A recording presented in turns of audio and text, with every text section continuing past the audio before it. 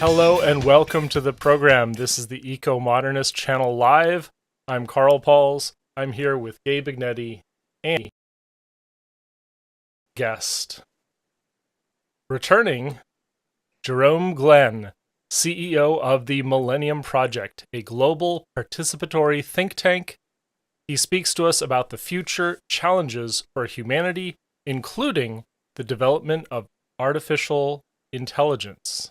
Millennium Project has just recently released its State of the Future 20.0 report. This report is the result of continuous research and the participation of over 4,000 experts from around the world. Welcome back, Jerome. Thank you. Nice to be back. And would you tell us about this report? We covered it in brief detail last time, but now it's released. Yeah. Well, the technical term is it's a whopper. This is the most extensive State of the Future report we've ever done. This is the 20th one. And it has no nice, simple generalizations. It's like meaty stuff.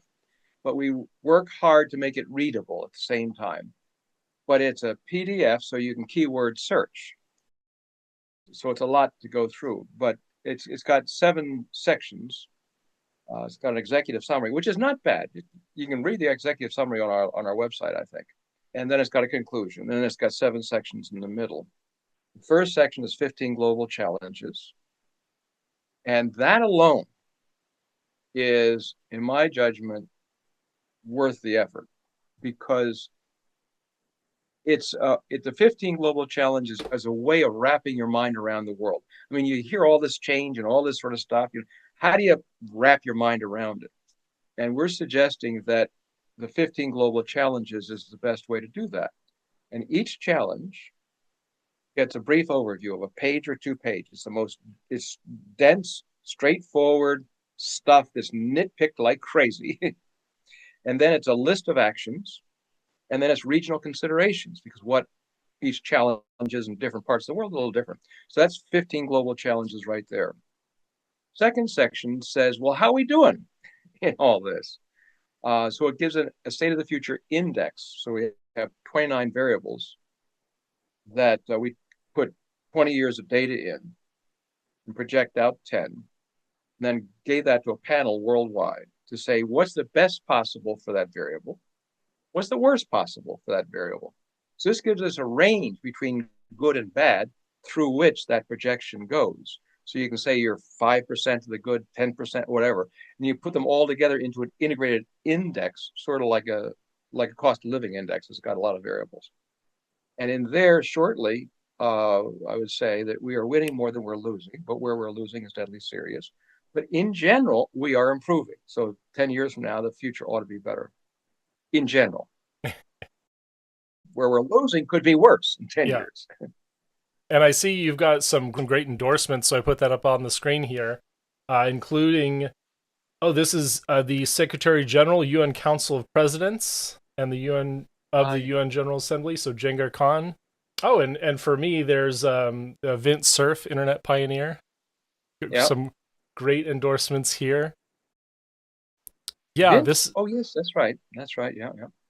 Yeah, I don't know if Vint did it this year, come to think of it. He's endorsed a lot of our stuff in the past. Okay. Maybe, okay, Yeah. sorry if this was a preprint, because maybe he doesn't have a quote yet, but I hope he comes through for you He again. will. That's a Well, great, yeah. this brings up an interesting little side point here. We have, out of those 500 pages or 525, whatever pages, about 200 is dealing with artificial general intelligence. Now, this is a particularly important thing to Google. And Vint is one of the vice presidents of Google as well. And we get into some details about regulations. It's hard for me to believe that Google would accept everything we've said. So it could be that somebody said, I mean, he has a copy. We're in touch from time to time. It could be that somebody that he sends it off, to Google to double check stuff, said, you endorse the next one. Take a pause on this one. We can't quite say that we are behind every one of these regulations. I don't know. We haven't talked about it yet.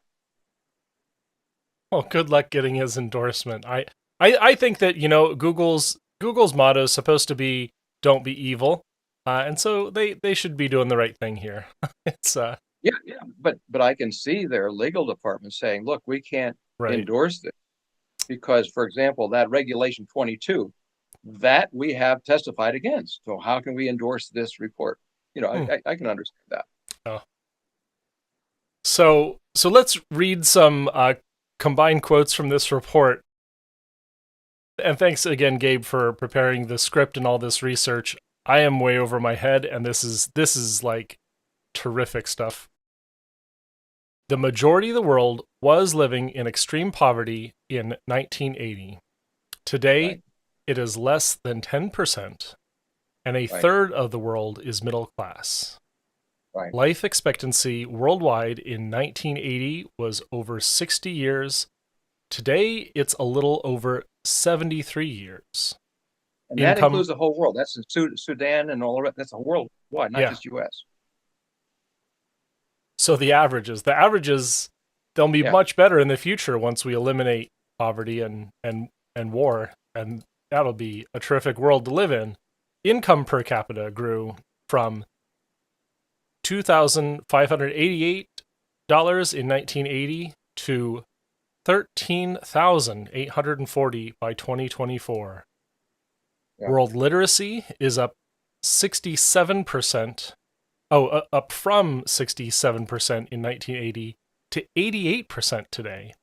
Over Right. 90% of the world has access to electricity. That is significant.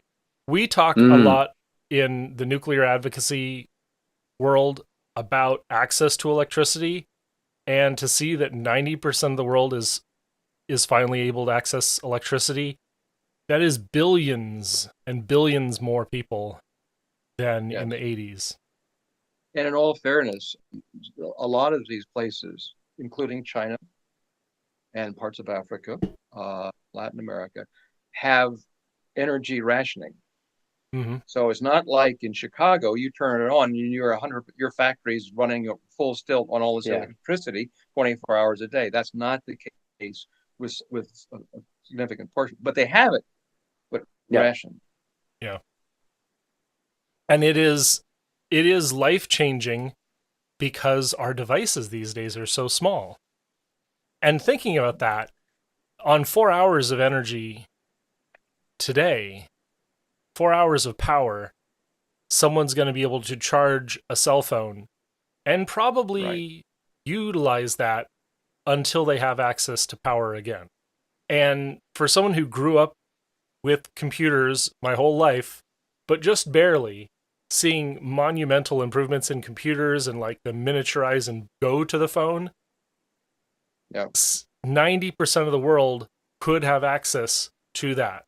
The entirety of human knowledge, unless we are Right. doing something very wrong with the internet, that will be significant. And it's no Yeah. wonder so many people know how to read now because of that. Mm, Yep. So in the 80s, almost no one had access to the internet. I didn't even get on the internet until like 85. By April 2024, nearly 5.5 billion people have access. Right. So, Jerome, what are the prospects for these positive trends to continue, and what are our challenges? Well, as you may have noticed, one of the American IT companies has come out with a new pair of glasses so that you're in mixed reality immediately. mm. Have you seen that? Yep. And so your grandchildren will say to you, "Granddad, you lived in one reality at a time? God, how boring that must have been for you." So the idea of our world, I mean, when you think of when someone says that their world, what was their world like, a couple hundred years ago? It's very limited in many ways. And soon the world will be fascinatingly complex in a positive way in many ways. That's all quite possible if we learn how to counter information warfare and disinformation manipulation, which unfortunately is a very big growing trend on all this, making social cohesion not so together. And we've got to address this one. Not running too long into this, but just as a touch. Right now, as a matter of fact, a couple of days I'll go to the Council of Europe conference exactly on this issue. Right now, the way that people are addressing this stuff is to identify the misinformation, the manipulation, and so forth, and then delete it. That's not good enough. That's treading water. That you're going to drown eventually, because you're going to have millions of stuff going out before it's taken down. And this is, people don't understand how serious this is, because if you break down social cohesion, it's not simply a question of just water and electricity and so forth. It's like you're not trusting your neighbor. Mm. So this is one of the big things hanging out over the side here. A gorilla in the room. This got to be addressed seriously. We have to take it seriously. And when we're, in my judgment, we're not. Oh, well, there's this disinformation. Oh, isn't that terrible? They got this video. This is ripping apart the unconscious mind of civilization. Really, there's a lot of good things happening. Yeah. A lot of things happening too. Yeah. Well, all I'm saying is we have to bring that we can solve this if we bring it to our attention. Is the old story is a lot of you go back 50, 60 years ago, things that we thought were never going to be solved got solved because we paid attention to them. We're not paying attention to information warfare yet. Right. And it is not going to be a trivial problem to solve. I'm very plugged into politics, and the ability to dismantle disinformation, it inherently depends on a trust relationship. So if I'm going to speak on this, it is going to become a part of our civic duties to spread correct information and really be collaborative. Because as you said, this breakdown of social cohesion, it will spread rapidly. It will be systematic. That's right. Now, I like very much that you said that we, the individual people of the world, we have a responsibility. This is how that's what's going to be. It's just like when computer viruses started, we didn't say, you government solve the problem. We said, you, the individual, have to get your own virus software and update it. You're responsible for your computer, right? I think it's that kind of approach we've got to do. And very quickly, we talk about this in the State of the Future a bit, there are tremendous databases out there of disinformation. They already exist. I'm happy with that. I'm not asking for more of it. It's in play. But what we can do is we can lay predictive analytics on top of this to anticipate what might happen next week, what might happen in 2 weeks, just like in AI, you predict the next word. Imagine you're predicting the next BS, so to speak, and where and how, right? And then how can you get ahead of that? Because the idea is to go from identify and delete, go instead to anticipate and intervene. But in order to intervene, you got to know what's possible coming up. So that's a manageable deal. You can do that. But then imagine that you use Facebook to save face, just like Facebook was used by disinformation and is still being used by disinformation. And just like when you have Facebook or any of the social media, up pops a commercial, based upon your behavior profile and all that, right? Imagine you also up popped a little information that says, by the way, next week, there's going to be A, B, and C. We think a lot of nonsense is going to happen. Would you like to play your part in preventing some of that nonsense? If so, click here. So you could, the anticipation is done by software, but then the action to intervene, that can be distributed to the general public worldwide. So if you have the general public involved in countering this stuff ahead of time, then I think we can get optimistic. Wonderful. Welcome to the program again, Chris Bergen. I think you have a question. Go ahead. The current thread we have, humans have a tendency towards heuristics, mental shortcuts, and our biases tend to influence the heuristic path, the little mental shortcut we take in understanding a subject or getting through the day. With AI, would our mental shortcuts and utilizing AI, would that tend to increase our tribalism in society? Well, it is right now, but that doesn't mean it has to be. We have, as you know, and painfully know, a pretty uneducated world public on what AI is now and what it could become with artificial general intelligence in just a few years. And that's one of the things, that's why out of the 500 pages of the State of the Future report, about 200 deals with this question. So I think that we can address this, but we can't address it with a public that's ignorant. And politicians, by the way, not just the public. I mean, I've been studying this stuff I wrote a book 30 years ago called Future Mind, and the subtitle was Artificial Intelligence. So I monitored it for a while. And we have now 2 UN resolutions that were passed, one initiated by the United States, one initiated by China on AI. Perfectly good, perfectly reasonable. I applaud both of them, but they're not dealing with the big gorilla coming up with the artificial general intelligence. And they've agreed that AGI, artificial general intelligence, will be a new initiative of the General Assembly next year. Big deal, because that means that each country, because we were just saying that a lot of people don't know what's going on. If you have a General Assembly session, then each country's got to go to their expert and say, what should our AGI policy be? And by the way, what is it? Yeah. So this big, explain AGI for the audience just quickly. Sure. There's 3 kinds of AI. As a generalization, there's gray area between 1 and 2 and 2 and 3. But anyway, narrow intelligence is what we have today. That includes generative intelligence. That includes the AI that diagnoses cancer, that drives a car, and all that sort of stuff. Narrow purpose. It's a tool. You're in charge of it. General intelligence is sort of in charge of it, but it's got a lot of wiggle room. And it's more of an agent. It acts. It can make phone calls. It can pass the Turing test. It can use the Internet of Things. It can create novel solutions to novel problems like we do, and probably better.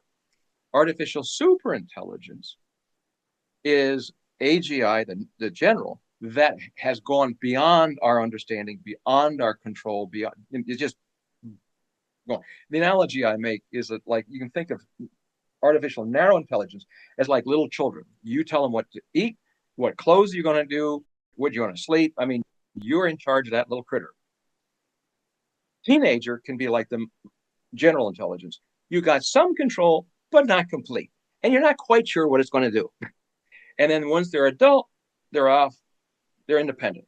Now, the only way the parent can manage the ethics of that adult is the transition from child to teenagehood. That's where we are with artificial narrow in general. We are now in a position where we can manage how AGI is created. It's not here yet, but it could be within a decade. So we've got a few years to figure out how to nurture it in a good way so that once it grows up into super, it grows in a good way. Yeah. And the General Assembly of the UN have a discussion on that is right on target. Yeah. Yeah. I had a question about that. Okay, we reached the super artificial intelligence. Is that possible that would revolutionize our concept of democracy? Because rather than having politicians promise, we have referendums on what we want the most, and we send it into the artificial intelligence, and then we approve it or not. We're in the process of doing 5 alternative scenarios out to 2035. I say 35 because that's likely the superintelligence may be up around that time, and AGI even before that. Now, one of the things that I think is likely is that artificial narrow intelligences is already helping our infrastructure, traffic lights, and et cetera, plumbing systems, flood controls, et cetera. AGI will be able to go through all kinds of stuff like increasing individual learning, individual medicine. So if you think of all the infrastructures of civilization, from plumbing to education to all that stuff together, getting really good decisions compared to the average human, right? And then that should free up the mind to invent the next stage of civilization. In the same way that all our autonomic nervous system, running our body and our plumbing systems and our heart and all that sort of stuff, frees up our mind to think. Civilization doesn't really think as a civilization. It's got to chop wood and carry water. It's got a lot of work to do to keep civilization going. So if AI and advanced AI takes over much of that work, it could be that politics becomes more like, well, what kind of future do you really want? Because so much of politics is infrastructure. When you think about it, it's education systems, it's defense systems, it's all this sort of infrastructure stuff. So if that's taken care of, then theoretically we could have a self-actualization economy where we actually do the things we're passionate about rather than just doing maintenance work of civilization. So yeah, it'll have impact on democracy. Hopefully it has a positive impact in the sense that we can actually think about what we want to become. If we're spending our brains on thinking and identifying misinformation, that's the drain. If we're really using AI to solve the problems that pretty much can be trivially solved or solved with a little bit of thinking, not a high level of thinking, but yeah, it's putting the organs of society on autopilot because we finally have something that can do that. We don't need to have 8 people planning out the distribution of our bus system if an AI will be able to plan it. That's right. Now, let me argue against what I just said. Business as usual scenario, if I just project out the way things are going, is an incredible concentration of power. So that's the other side of the question about democracy. The concentration of power and the management of AGI and how it works and how it evolves and so forth could be in just a small number of hands, much more concentration of power than we've ever seen. Now, a lot of people are aware of this problem that are savvy and smart and involved. But one of the approach, because there's different ways we can go from narrow intelligence to general intelligence. It's not just one, there's different approaches. One approach is, there are two of the approaches, are to decentralize AGI capacity in a related or similar way to, you may have seen this grid computing where people give their unused computer time for diagnosing cancer or identifying NASA stuff to see if there's an extraterrestrial running around in the data and so forth. All right. We might be able to work a way about how to do that, including having code writers of the world that want to interact and share stuff, interact such that AGI emerges under nobody's central control. Now, that addresses the democracy question, but it doesn't address the organized crime question. Because if nobody's in control, that means a whole lot of players can come into that and mess people up. This is why we really have to have a global conversation. This is the most complex management problem I've ever seen in my life. I've been doing this stuff for 50 years. This is the most complex. Before I get to Gabe's question, I remember this. If you are in technology, if you're into cryptocurrencies, for example, you may remember that around 2013 to 2015, we were having a crisis on the blockchain where certain collections of validators, of miners, were able to perhaps have an over 50% stake, meaning they could manipulate the protocol. And that was eventually solved. And so we're talking about a similar majority share attack if one network of AIs becomes too influential. Right. We will have a network problem, a problem with deciding for humanity how to operate instead of more a consensus driven system effect like we have today. Right. Yeah. And just to show you that there's really different approaches, you got two of them. One, the concentrated stuff. You also got the military competition, just like the arms races, is just another version, more complex version, but another version. Another one is created by a guy named Eliezer Podowski. If your listeners really want to get some interesting stuff, this guy is very controversial. He's the most controversial guy in the game, I would say. Anyway, you just do Eliezer Artificial General Intelligence Alignment, enter, and you'll get his videos. And so he's one of the best. But he came up with an interesting idea, which we include in State of the Future Necessity. Why not have 5 or 10 places around the world with a nuclear power plant right next to it for the energy, and have a massive concentration of learning and application chips and so forth. And then you have a treaty for its use, so that, let's say, a little country like Dominica in the Caribbean that normally would never have a chance to play in the game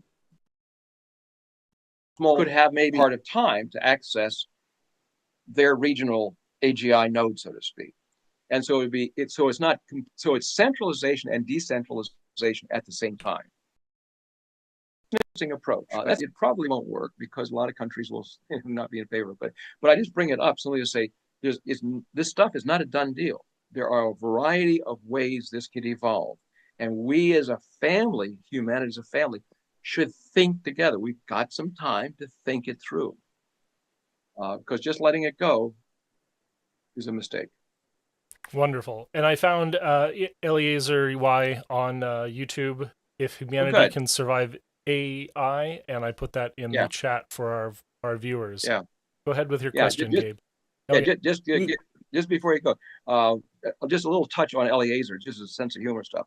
This guy has probably worked continuously longer, might be 10 years, on how do you align the values we say we want and the software that's going to make this stuff happen. How do you really do it? Not talk about it, but how do you really do it? Hands on the keyboard. How do you do it? And he's probably done as much of that or more than anybody I'm aware of. Now, wonderful. After 10 years of that, he threw up his hands and says, forget it. It's too difficult. It can't be done. We're all going to die. And, now, sometimes you shout to get people's attention. So, and because he's still involved in the game, so he has not really given up. But he is an important person to listen to. Even if you think he's crazy, he's an important person to listen to because he's more into the weeds of this than most people. Thank you. Gabe, go ahead. Yeah, we're looking at this in an optimistic kind of assumption of the future. And I'm not saying that it won't be optimistic, but there are challenges, and other than AI, that I'd really like to just to give your assessment of. I know this could be a ton of shows, but like talking about the decrease in pollinators, overfishing, overshoot, global warming, ocean acidification. I mean, it's probably a bunch that I didn't even think of. But other than AI, how do you feel about these challenges? Well, I wrote about global warming in 1973. And so I'm now satisfied that there's enough people worrying about this, working on it right now, that I'm not doing a whole lot on it. I mean, I pointed out it's in the State of the Future report. So I try to work on those things that are not being done well, and not being paid attention to yet. And I would say within the spirit of your question, my first answer would be artificial synthetic biology. Now, when I say synthetic biology, I don't mean taking a rose and manipulating its genes so that the rose glows at nighttime, because it's still a rose. It's genetic engineering stuff. What I'm talking about is you sit in front of a computer and you go through massive data banks of genetic information and molecular databases and say, okay, I want an organism that can do A, B, C, D, E, and F. And how do I put that together? And then you put together your DNA chain, and then you buy your genetic material, and you reproduce it, and you make a new organism that's never been there before. That's why it's called synthetic biology. You're making a synthesis of different species genes. So you can have something that's part green algae, part human, part elephant, part butterfly. What the heck kind of creature would that be? That is in play now. Now. And we have no international controls at all. This could be, when we talk about it, what we call CMED, single individual and massively destructive, means can an individual make and deploy a weapon of mass destruction alone? And the answer is not right now. But eventually, with synthetic biology, that's plausible. Now, you figure out if 1% of humanity is wacko enough to do something like that, well, 1%, 8, 9, 10 billion people is a hell of a large security issue. So that would be one of the things I would suggest we take a look at as well. So, getting back to the terrifying future we can all see, and this is in fact in some ways this is the terror of GMOs brought to real life, and you're saying we're not there. This is beyond GMOs. GMOs, right. You're modifying an organism. Right. I'm talking about creating a new organization. Yes. Yeah. But all of the fictions and ideas that the naysayers will have about GMOs, those have a far future reality, and we are not there yet. We are not there to where a synthetic product is going to. Oh no, synthetic products are being made now. Right. But we're not to the point where synthetic products are going to take over and cause that existential threat. Not yet. Not yet. No. A wild educated guess. Wild educated guess is 10 years. But that's what it is. It's a wild educated guess. So we hear about overshoot, resource depletion. We are strangling the earth. We're taking all of the stuff away. Is that real? Is humanity going to die before we unlock the puzzle of living in balance with the planet? Well, obviously, I don't know. What I do is try to look at what are we going to do about it. Well, I'm much more interested in what are we going to do rather than predict. I take a bets like anybody else, but we don't professionally predict in that sense. Mm-hmm. But one of the things that I have noticed is that nature has an amazing ability to rebound if you give it a chance. I am hoping, and that's what it is, it's the hope that large-scale nature repairs can be done. Because obviously the direction we're moving right now, we did it what's called environmental security. Yes, environmental security reports for the U.S. military for over 10 years. And which got all the other military, the U.S. paid for it, but it went to everybody else too. And what we called environmental security meant viability for the environment for life support. Well, the ability or viability for life support is going down. And there's a variety of, as you probably know, there's a variety of different elements to that. And some we've already passed and some we haven't passed. But it is a nervous future because there's ricochets that are hard to predict. This leads to this, leads to that, leads to this, and so forth. And all of a sudden, you got many more mosquitoes than you expected, so forth. But but there are many people working on biodiversity, many more people. It's a lot of work being done on this right now. So I'm hopeful that we will be able to repair what we need for life support. As an aside to this, by the way, as we think about living on Mars or somewhere else or in free space, the question comes up: what is the basic biodiversity needed for life support? Right. And there was experiments out in Arizona or New Mexico somewhere. I even went out there one time. It was part of the naming. I forgot. Solar Oasis was one of the names. It had different names, but they created a biome, and they had people living in there. You may remember this. and then the gases or whatever that built up too much, they had to stop it at some point. But that kind of research is going to be really important for us to learn what do we need to have to live, and how do we repair that? As you probably know, there are tens of thousands of chemicals we've never tested safety of. They're out there.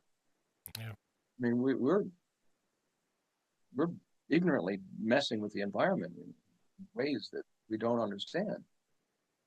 I'll say that's another one to worry about. Right. This reminds me a little bit of the minimum genetic diversity, and we've gone through the anthropological hypothesis, and we think we understand about 300 people, maybe more or less, is potentially stable. And so this would be a similar, like if we are homesteading on Mars, did we bring enough of Earth with us to support the human body? And so we are one organism. We are us and the planet, and we can't just think about us alone and our technology. Even though I love the technology, that's not the complete solution. We depend on this external organism a great deal today. We need to carry it forward. Your listeners should know that they are minorities in their own body. There are more little critters in our digestive system than there are cells in our body. So when people talk about these synergetic relationships and cyber and all that sort of, well, that's what we are. I mean, we've got tons of little critters living in us that we need. Mm-hmm. Then by extension, how many humans and what sort of nature do you have with it? But the good news is that I was hired by the Quakers, American Friends Service Committee, their action arm, back in 1971 to help organize the environmental movement in New England. I may have overdone it, but in any case, at that time, I was told point blank by people, "You're a nice young man, but don't talk about ecology. It's too complex. They'll never talk about cleaning the street, cleaning the streams, cleaning up the garbage. That's all you can do. Don't talk about this whole, it's too big for people."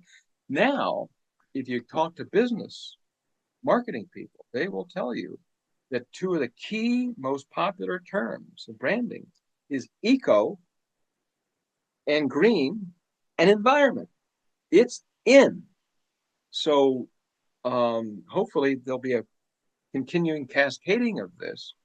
I mean, just recently, even a Deere washing machine was something you put in and it biodegrades. So there's reason to be optimistic, but again, no reason to fall asleep. We got a lot to do. Great. Chris, why don't we get to your question, and then I have a few topics that I want to make sure we cover before the end. Sure. Okay. Hopefully my answer will be less than 10 minutes. As we move forward, we're expecting lesser countries, quote unquote, third world countries, to leapfrog with the cell phone technology and computer technology. How about the AI? Will they leapfrog us? Will they have personal or community AIs to assist them on their trek towards a better existence? Yeah. There is the second UN resolution on AI addresses that in words. But you got to start with words. So that's one part. Another part is that there was a UN Secretary General report. He didn't write it; team wrote it.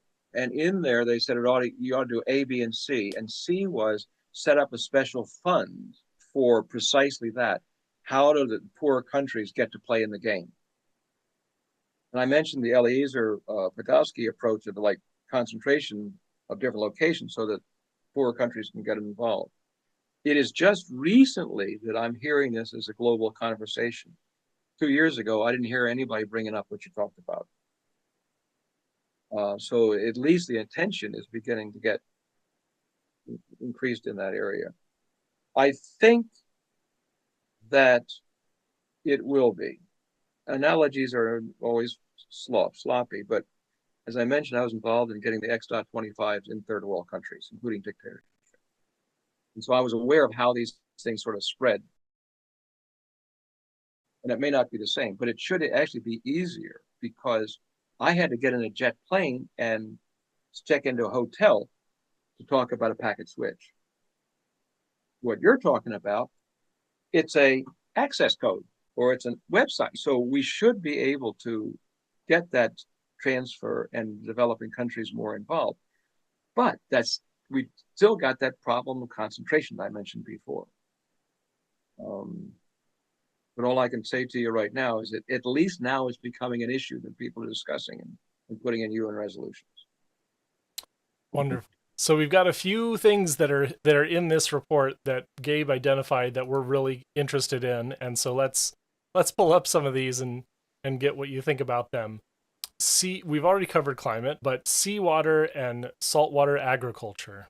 Oh yeah, that's a big dark horse. That's a big dark horse. So your listeners understand. Imagine that you have thousands or millions of miles of coastlines around the world. Namibia, Somalia, you name it, Baja California, all kinds of desert coastlines where there's poor people having a hard time making a living. Agriculture's not working too well.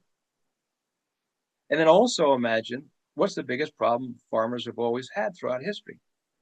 Rain. Now, with those two things over here, imagine you take a coastline and you do perpendicular cuts into that coastline. And this is not the Riviera, not Jones Beach. I'm talking about poor area where it's baked clay. It's just, it's wasteland, so to speak. We'll do perpendicular cuts in and then horizontal going like this again, and then further in. So you're basically creating a grid of irrigation of salt water. Now, there's a lot of stuff that can grow in salt water that's good for food, good for energy, good for all kinds of stuff. And it's not being done.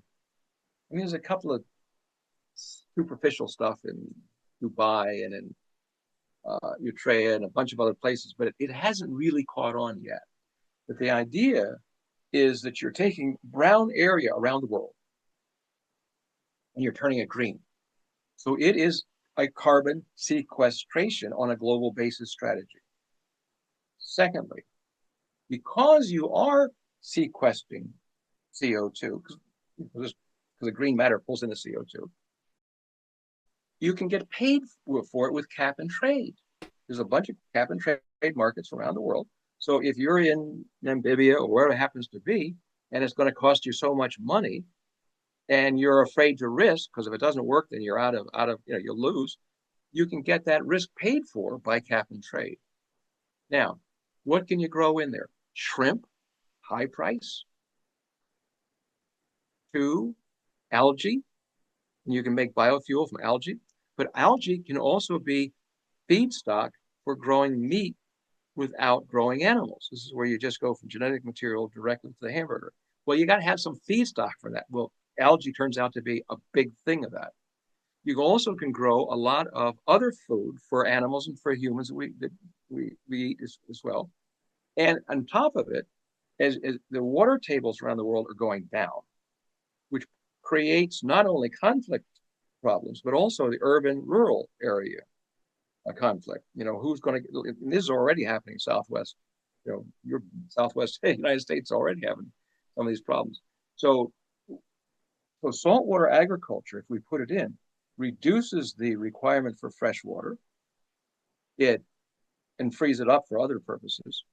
And it avoids the number one problem of farming, which is you don't care about rain. You can be in a famine forever, a drought forever, and there's no problem. You're doing just great.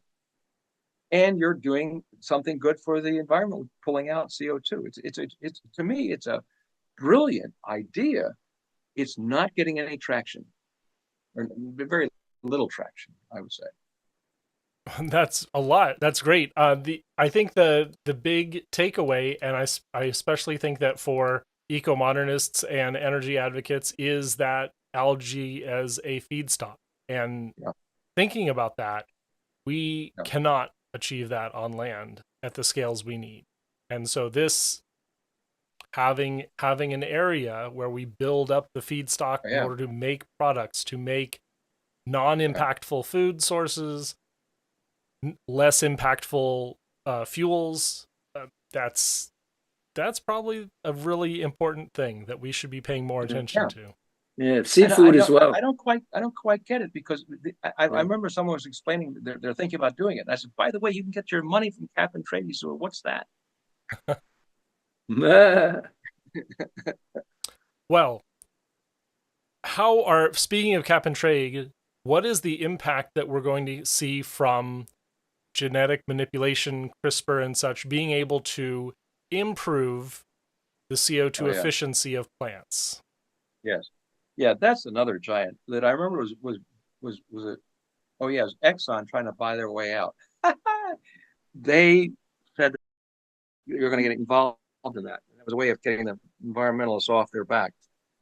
I didn't see anything happen to it. Maybe they haven't made progress, but for the viewers, right now you have a leaf. It's a nanotech factory. It's taken that energy and taken this nutrition, the soil and the water and so on, and presto, separates oxygen, hydrogen and oxygen, and it reduces the oxygen coming up, and it's a wonderful little machine, which we don't know how to duplicate yet. Now, if we knew how it really works, if we can just manipulate the genetics a little bit, then the idea is that you're releasing hydrogen instead of oxygen. Now, if you released hydrogen, then you could have massive factories producing hydrogen as a new energy source worldwide. And it could be decentralized. So in other words, if you're growing these things, you can grow them anywhere, so to speak. So yeah, genetic engineering, and what you've been talking about, can theoretically be a big change in production of hydrogen. Because right now, it takes a lot of energy to produce the hydrogen. And this way, you're using Mother Nature, so to speak, to produce it for you. Amazing. That would be amazing. And it's almost unbelievable to consider that this then becomes a solar, or wherever the microbe, the plant gets its energy from, the organism, the sun, presumably, it becomes possibly more efficient than an electric vehicle if we're taking hydrogen out of the environment. Yeah, because it depends where the electricity is coming from for that electric car. Right. But if you're doing a hydrogen car and then you've got this process going, that should be a much better environmental deal. Yeah. What is the potential for humanity to explore and live in our oceans? That's one of the things that the Rand Corporation, way back in the 50s or 60s, thought would be inevitable at some point, because you've got wind energy in the ocean. You got a lot of solar stuff coming down. You can move around to get to where you want to go. Why can't there be mobile city dwellers in the oceans? There have been, every once in a while, I read some article that someone's going to create some science center in the middle of the ocean to do research that avoids national laws, and yet I never see it working. You could do tremendous food factories in the ocean. I mean, imagine a floating grid doing all kinds of things, from propellers with your electricity to solar coming down, and then taking the extra energy and microwaving it off of satellite and back down to another place. Massive food production sort of areas, both in the water and the surface, and also underneath.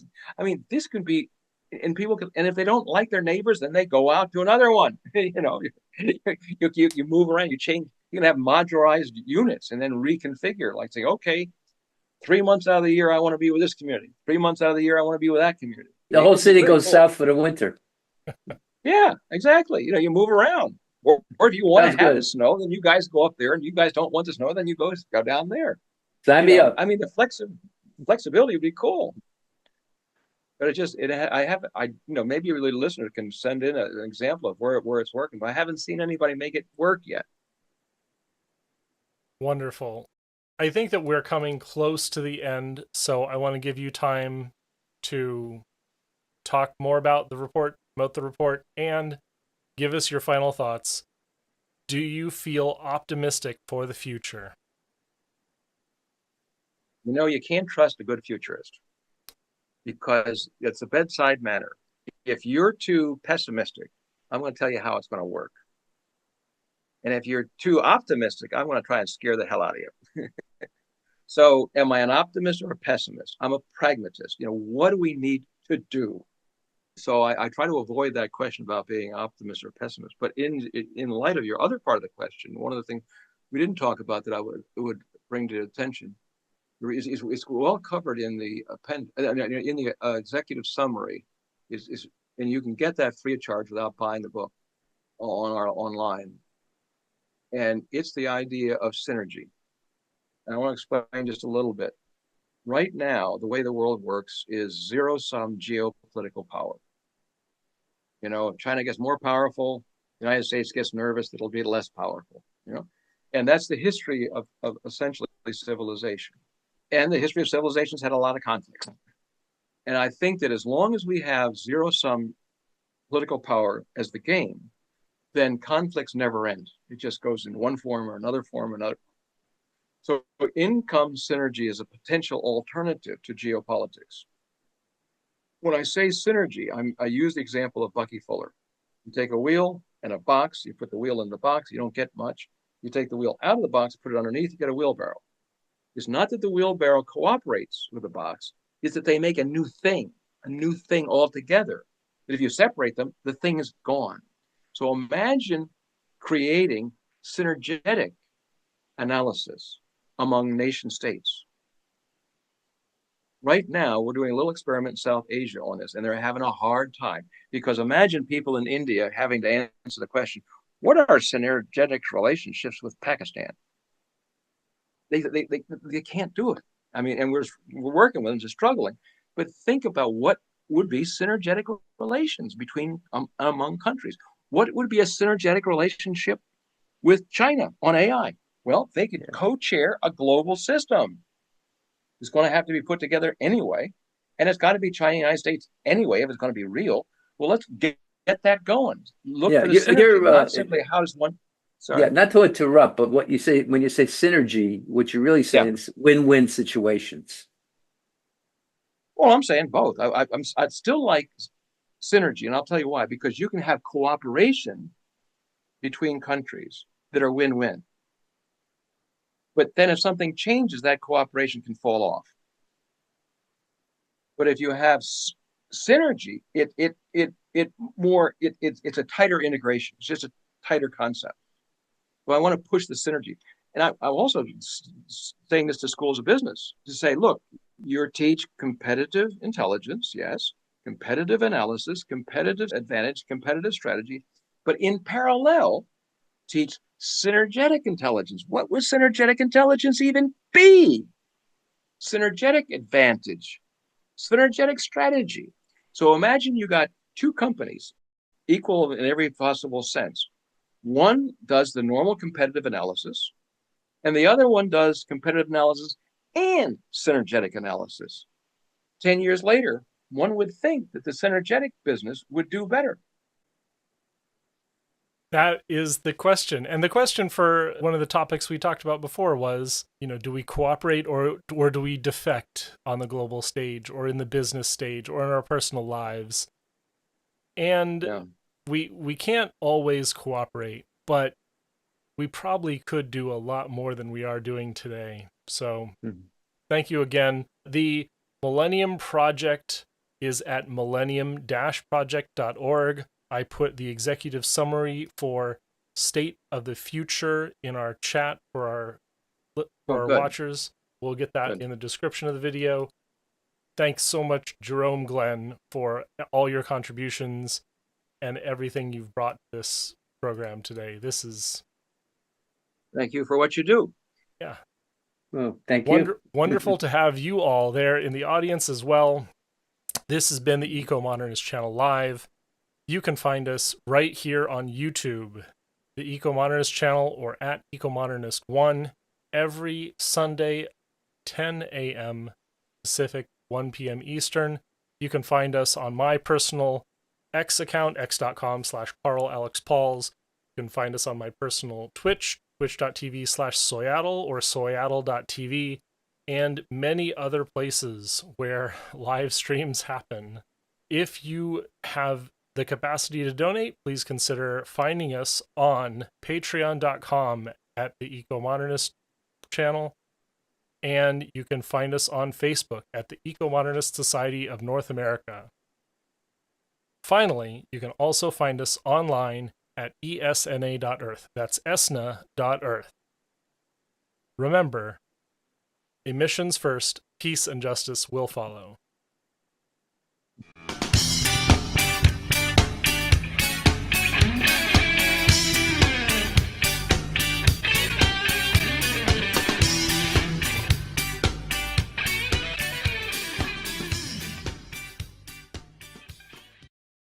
Please subscribe to us on YouTube, Ecomodernist channel.